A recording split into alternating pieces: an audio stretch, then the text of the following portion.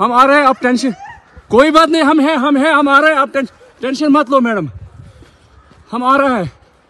मैंने खुदाया, कहाँ पे आपका बेटा, कहाँ पे है?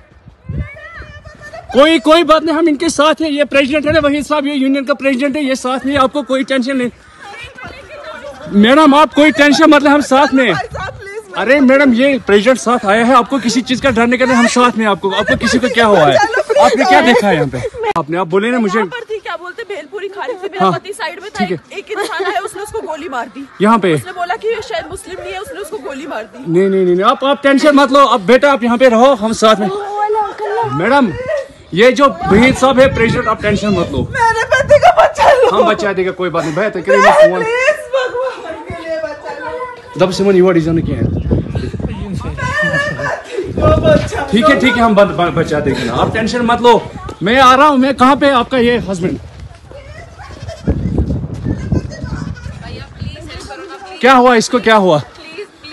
Please ask for help. We don't need. Okay, don't worry. You okay? You need a water, sir? Sir, we'll manage. Just ask for help. Okay, first you give the hands water, drop of water. Take a drop of water, sir, please. साथियों नमस्कार, बहुत बहुत स्वागत है आप सभी का हमारे ATS हिंदी न्यूज चैनल पर। साथियों, कश्मीर में आपने देखा पहलगाम में एक बेहद कायराना और दुर्भाग्यपूर्ण दुखद घटना आतंकियों के द्वारा घटित कर दी गई है। ATS न्यूज सबसे पहले इस घटना में सभी मृतकों के प्रति अपनी श्रद्धांजलि प्रस्तुत करता है। परिवारजनों के प्रति हमारी पूरी संवेदनाएं हैं। ईश्वर से प्रार्थना है कि घायलों को शीघ्र स्वास्थ्य लाभ हो और भविष्य में पुनः ऐसी घटना घटित ना हो। साथियों, घटना बहुत ही दुखद है, दुर्भाग्यपूर्ण है। सरकार द्वारा घाटी में अमन बहाली के प्रयासों को एक झटके के रूप में भी ये देखा जा रहा है। एक बात तो यह तय है कि स्थानीय सपोर्ट के बिना इतनी बड़ी घटना को अंजाम नहीं दिया जा सकता है। इसलिए जरूरत इस बात की है कि हर उस गुनाहगार तक सुरक्षा एजेंसियों के हाथ पहुंचे जो लेस मात्र भी इस घटना में कहीं ना कहीं शामिल है। भारतीय सैन्य बलों ने जवाबी कार्रवाई शुरू कर दी है।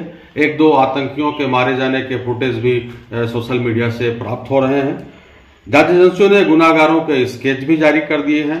प्रधानमंत्री की अध्यक्षता वाली सुरक्षा संबंधित कैबिनेट समिति की बैठक हुई है, उसमें कठोर कार्रवाई का निर्णय लिया गया है, कड़े कार्रवाई का निर्णय लिया गया है। इन निर्णयों में सिंधु घाटी जो सिंधु नदी का जल है उसको रोकने की बात कही गई है। इसके अलावा स्केच जारी ही कर दिए गए हैं। 2-1 आतंकियों को मारने के भी फुटेज प्राप्त हो रहे हैं। दक्षिण कश्मीर में बड़ी संख्या में आतंकवादियों के समर्थकों को या संदिग्ध लोगों को गिरफ्तार किया गया है।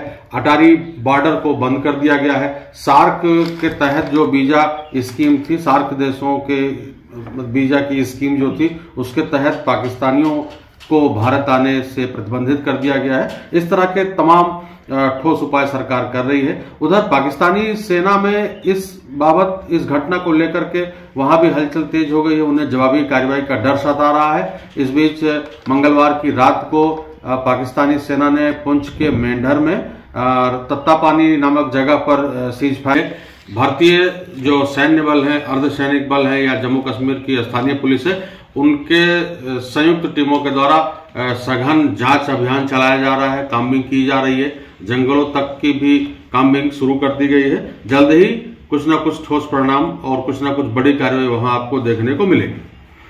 बात करते हैं आतंकी हमले की, जहां धर्म पूछकर पर्यटकों को गोली मारी गई,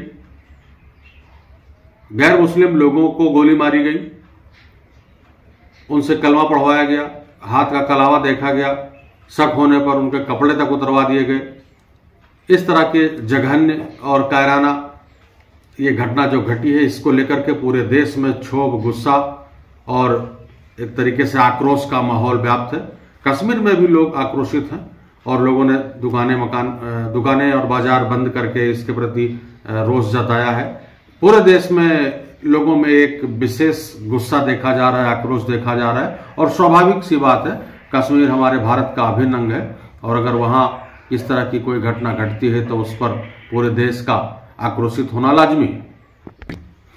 इस कायराना घटना में इस कायरानापूर्ण घटना में, बर्बरतापूर्ण घटना में कुल 27 लोगों के मारे जाने की खबर है और उन 27 लोगों के बीच में एक मुस्लिम भी मारा गया जिसका नाम आदिल है। आदिल के बारे में कहा जाता है कि वह उस इलाके में घोड़ा गाड़ी चलाता था जो पर्यटकों को इधर से उधर लेकर के आता जाता था। उसके सामने जब पर्यटकों को गोली मारी जाने लगी तो उसने जाकर के उनको रोकने का प्रयास किया, उनसे मिन्नतें की, उनसे गुजारिश की कि पर्यटकों को ना मारा जाए। और सही बात भी है क्योंकि पर्यटकों से ही स्थानीय कश्मीरियों की आजीविका चलती है, तो उन लोगों ने इस बात का विरोध किया, लेकिन इसका आतंकियों पर कोई असर नहीं पड़ा और उन्होंने उस आदिल को भी गोली मार दी। एक नाम जो कुल मृतकों की संख्या में एक जो मुस्लिम नाम निकल के आ रहा था वो आदिल का था, जो वहां पर घोड़ा गाड़ी चलाता था, पर्यटकों को इधर से उधर लाने ले जाने का काम करता था। विदेश मंत्री एस जयशंकर ने इस बाबत जब सुरक्षा संबंधित मीटिंग हुई तो इस बाबत उन्होंने अपना पक्ष रखते हुए कहा कि पाकिस्तान पूरे विश्व में आतंकवाद के नाम पर अलग थलग पड़ गया है और एक दो देशों को छोड़कर के बाकी देश कोई इनके समर्थन में खड़ा नहीं रहेगा। तो ये सब बात से ये निष्कर्ष निकाला जा रहा है कि पाकिस्तान के खिलाफ बड़ी कार्रवाई करने के मूड में भारतीय मिट्टी में मिलाने का समय आ गया है। उनकी कल्पना से भी बड़ी सजा मिलेगी। भारत की आत्मा पर हमला करने का दुस्साहस किया है। आतंकी हमले में किसी ने अपना बेटा खोया, किसी ने अपना भाई खोया, किसी ने अपना जीवन साथी खोया है। उनमें से कोई बांग्ला बोलता था, कोई कन्नड़ा बोलता था। इस बाबत जब सुरक्षा संबंधित मीटिंग हुई तो इस बाबत उन्होंने अपना पक्ष रखते हुए कहा कि पाकिस्तान पूरे विश्व में आतंकवाद के नाम पर अलग थलग पड़ गया है और एक दो देशों को छोड़कर के बाकी देश कोई इनके समर्थन में खड़ा नहीं रहेगा।